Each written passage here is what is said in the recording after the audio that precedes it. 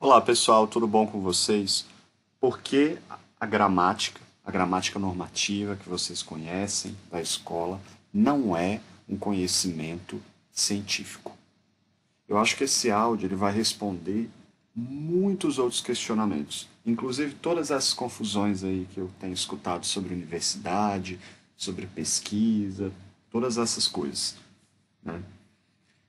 Eu acho que a gente é muito diverso no Brasil, então tem tanto mal entendido e as pessoas elas também, o nível de educação no Brasil é tão baixo que coisas tão simples viram uma confusão na cabeça das pessoas porque elas misturam a opinião delas junto com religião, junto com coisa que com astrologia, com até mitologia coloca no meio das coisas e bagunçam tudo, né? E acho que o conhecimento é uma salada de frutas, assim, né? E não é, né?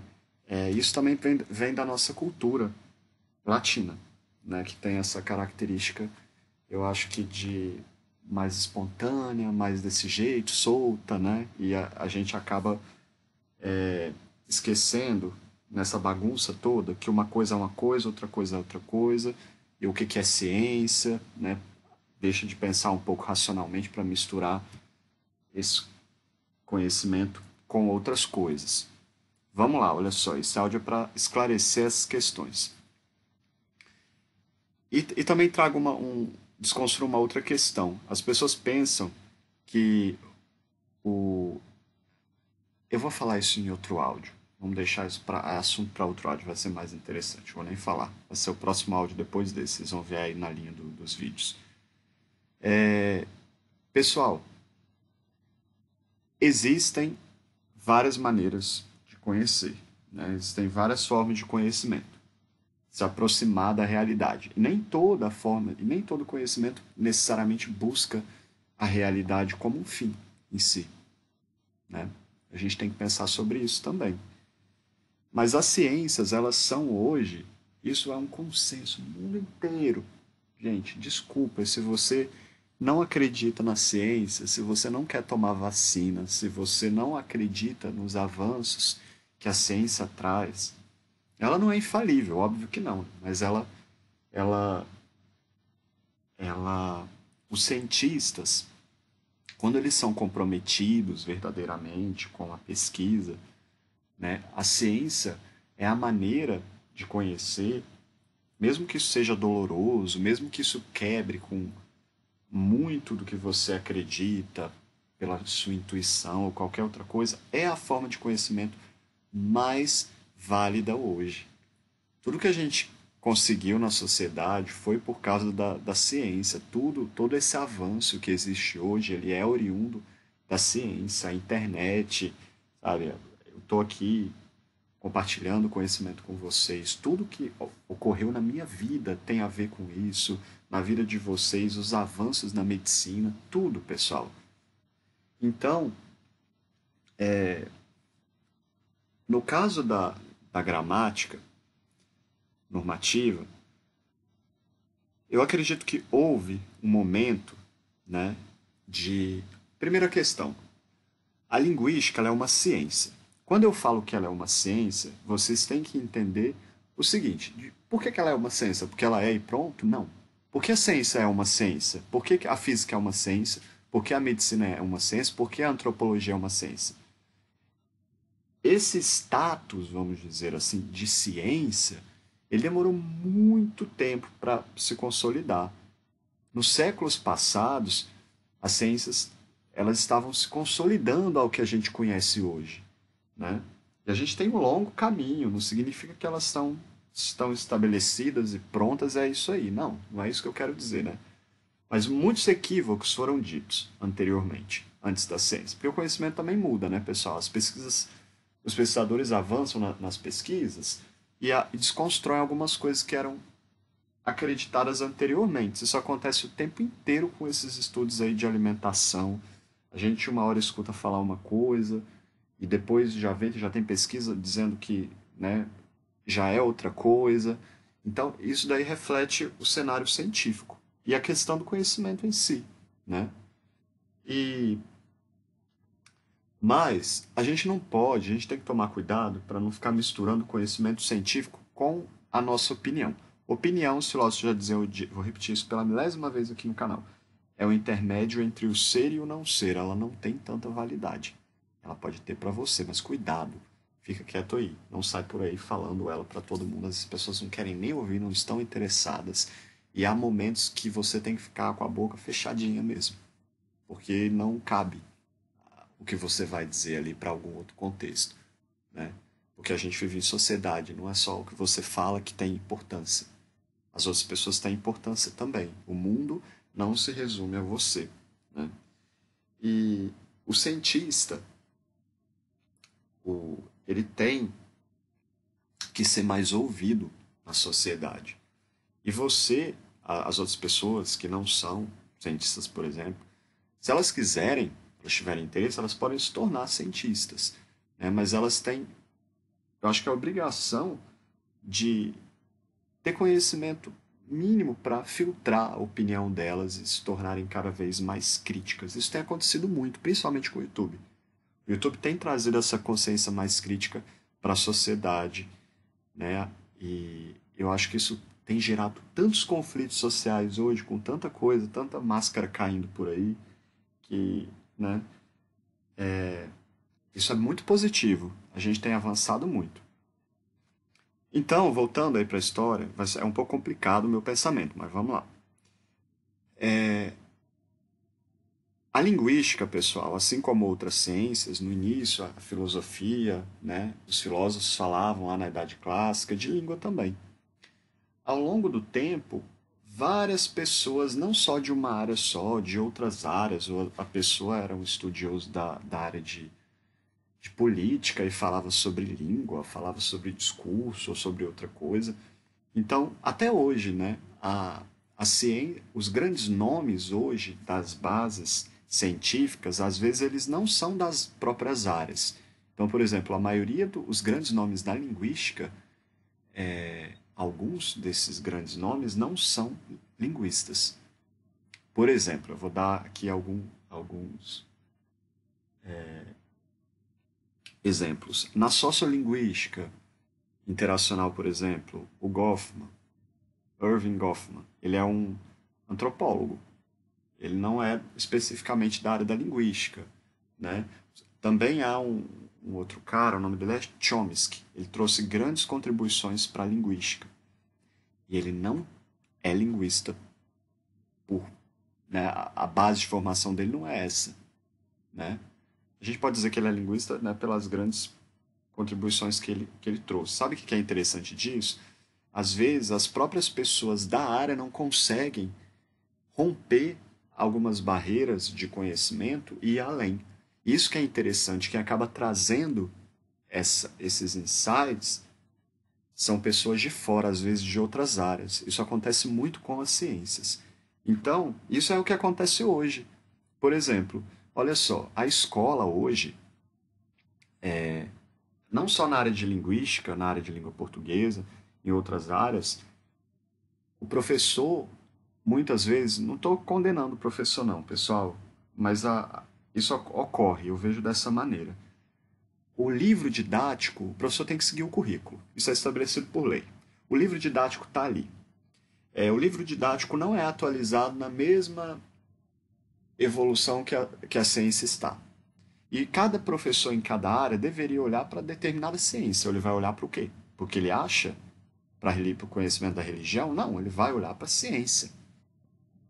Para cada área tem uma ciência, pessoal. A universidade tem transformado as maneiras de conhecer. Até áreas como artes, há uma segmentação, vamos dizer assim, científica dentro desse ramo para produzir conhecimento. A ciência é a melhor maneira hoje é considerada de produzir e a mais prestigiada conhecimento, né?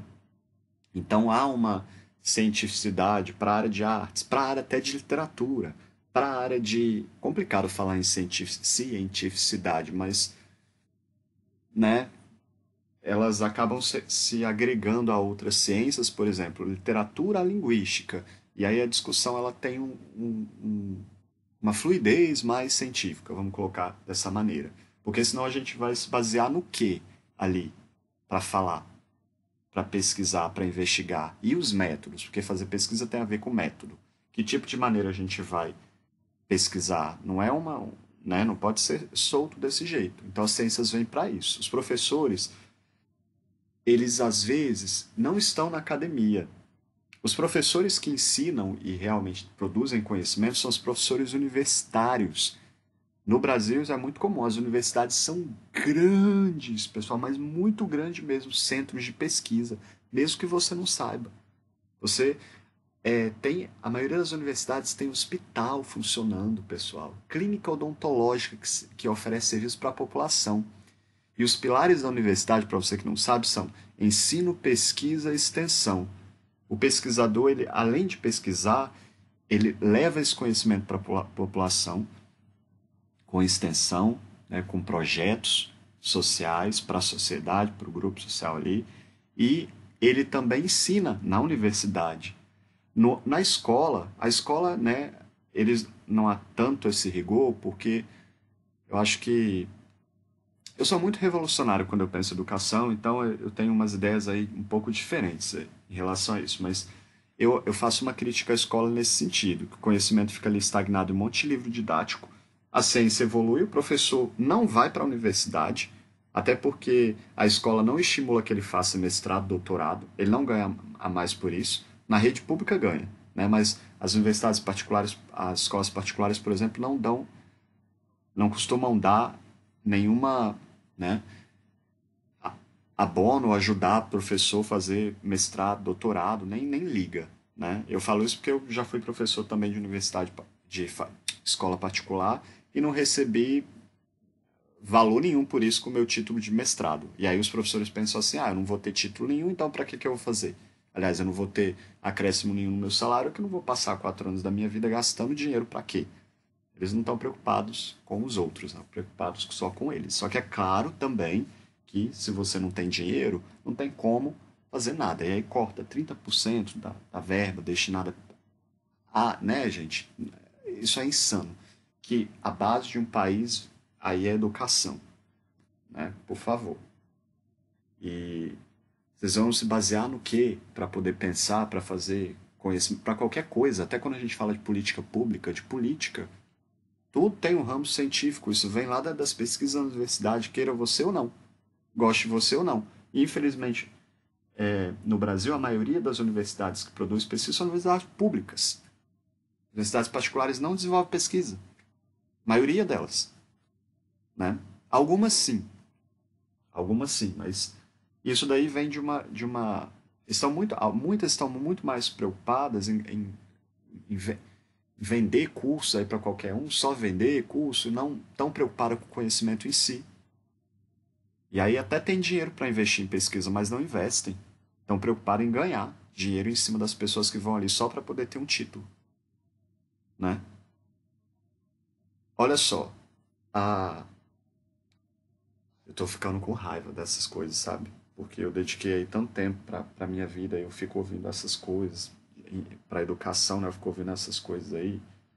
E isso me faz muito mal mesmo aí. Ver o que está acontecendo aí no Brasil, enfim. Eu acho isso uma vergonha mesmo. Mas vamos lá. Os professores de língua portuguesa, não estou condenando nenhum professor aqui, presta atenção no que eu estou dizendo, eles não têm conhecimento de, desses avanços científicos, muitos, né? Os que se interessam mais são da área de exatas, por exemplo, né? E mesmo assim fica muito ali atrelado ao livro didático. O professor precisa estar se reciclando em relação ao conhecimento produzido na universidade, às pesquisas. Isso acontece aí com o caso da linguística. Tem tanta, tem tanta besteira que é dita na escola sobre língua, e o pior é que o currículo ele é estruturado. As leis são feitas, às vezes, nem chamam um linguista, nem chamam um médico, um biólogo para poder fazer esses currículos. Às vezes é uma pessoa ali que nem é da área, que insere, que traz uma reflexão estagnada de outro período para falar do currículo escolar. A educação é um caos no Brasil. E vem disso daí tudo que eu estou dizendo. Isso daí eu acredito que ocorre principalmente por causa desse excesso de gente que tem no Brasil, de tanta diferença de pensamento, enfim.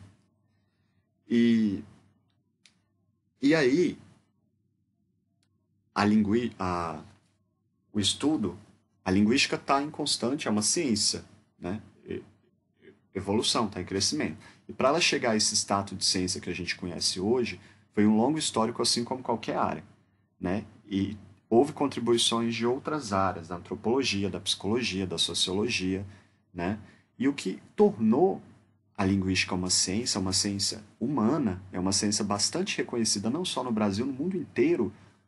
Grandes nomes da linguística são alemães, franceses, ingleses, né?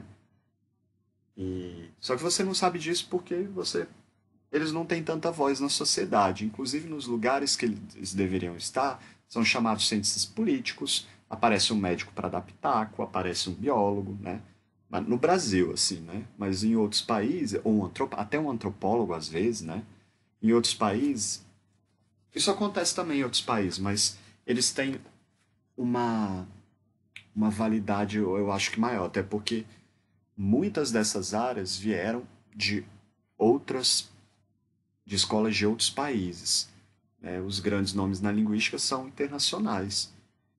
Né? Na França, com Saussure, que é o pai, considerado o pai da linguística, e foi ele que trouxe o caráter, vamos dizer assim, científico, né, nos modelos de ciência humana que a gente conhece, com validação. Quando a gente fala em ciência, pessoal, tem que ter validade.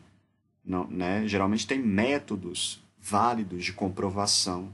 É uma comunidade científica que valida o conhecimento para isso, né? E, e os próprios métodos em determinada ciência. Não é uma coisa que vem do nada. E isso surge ao longo de séculos. No caso da linguística, a gente tem muitos e muitos séculos aí, né, para poder falar dessa bagagem na linguística. E a gramática, ela surge, né, em um contexto, eu diria, mais estagnado, porque ela não está sendo reciclada ali ao nível da ciência. Na verdade, as gramáticas não foram, principalmente do português do Brasil, produzidas por cientistas. Hoje há algumas propostas de gramática produzidas por cientistas, né? Mas elas não são usadas na escola. Porque, às vezes, as pessoas que têm essas escolhas, elas nem sabem disso que eu estou dizendo, né? E aí elas escolhem. Gente, para dar pitaco em material didático, eu lembro quando eu dava aula era uma coisa assim. Ah, o fulano, a pessoa não sabe nem quem que é o autor do livro e vai falar que o autor da gramática ou do livro é bom. Por pitaco de pitaco, assim. Você analisa o que com base em quê? Nas figuras bonitas do livro? Não, gente. E aí, então, muito desse conhecimento que é trazido, o áudio está ficando grande, já vou encerrar, que é trazido na gramática normativa, ele não é pensado cientificamente. E isso é tão verdade que há muitos conflitos entre linguistas e gramáticos sobre teoria, sobre muito que é dito. Os gramáticos acreditam, e eles não vieram dessa coisa de fazer pesquisa, eles não estavam ali fazendo pesquisa na universidade, categoricamente, né? Aí eu te pergunto, se o cientista ele tem mais propriedade para falar, para se aproximar da verdade, é a melhor maneira de conhecer. Aí vem uma pessoa que se baseia aí em outras coisas, às vezes até na opinião, quer falar uma coisa por pura vaidade. Gente, você tem que dar ouvido à ciência, né? E aí tem a gramática, pessoal, muito do que é dito ali, na verdade, o falante nem sabe, às vezes, de algumas regras que são apresentadas nas gramáticas. Então, de onde que saiu esse conhecimento? Da mente do grupo? Não. Vem de uma escolha, pessoal, de uma escolha e aquilo foi escolhido porque alguém disse que é assim e pronto. E acabou.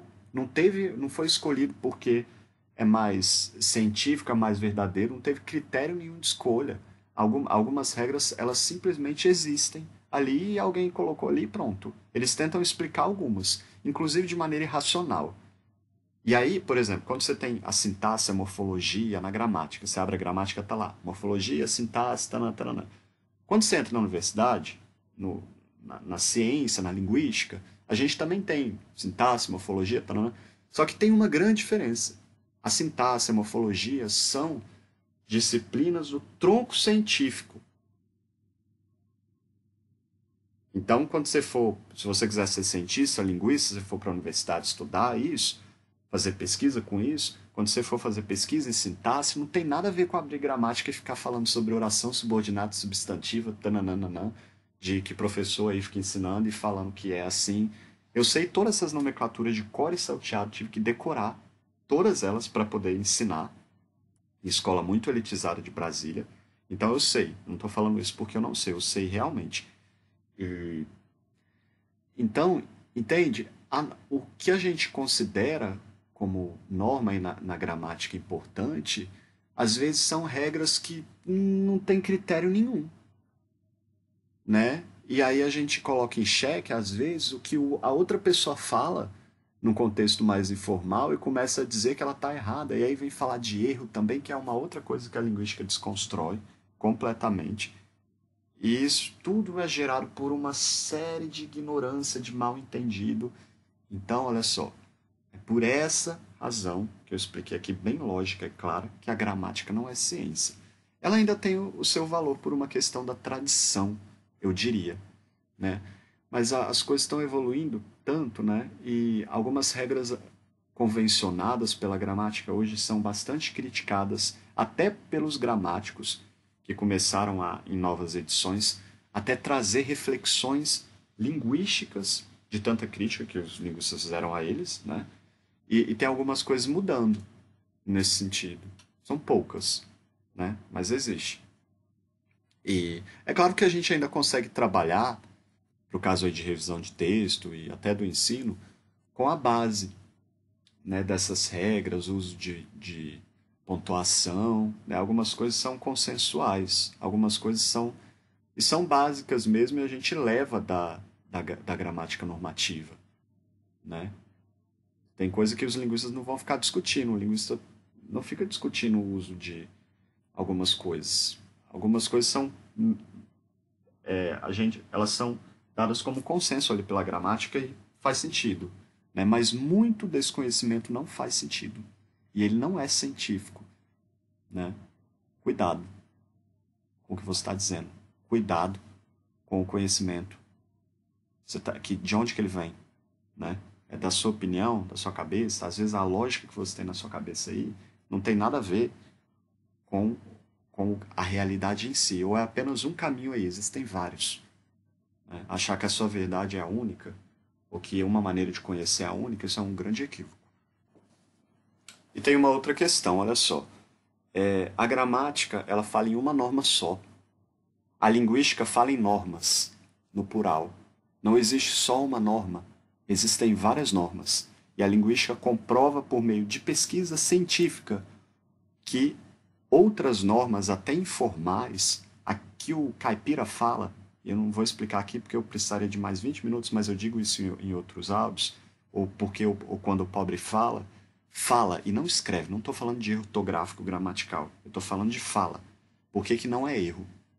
E por que é norma? Por que ela faz sentido? O erro está relacionado para a linguística ao estrangeiro, ao que não é gramatical, né? Só que algo pode ser gramatical e ser formal ou informal, né? Agora, a gramatical, ou seja, o falante não fala, não pertence ali àquele universo, geralmente quem faz isso é o estrangeiro, né? E isso é ciência, né? Só que a lógica disso ela está muito mais além do que eu estou dizendo aqui, né? E eu precisaria falar disso em outro áudio para poder explicar. E para você ter uma visão completa disso, você precisaria provavelmente fazer pesquisa. E tem ou ler pesquisa sobre isso, tem tanta pesquisa desenvolvida sobre isso, né? E agora no que você escolhe acreditar é opção sua, né? Tem gente que prefere acreditar que a Terra é plana. Tem gente que sabe que isso não faz o menor sentido, né? Um abraço a todos, pessoal. Tchau, tchau.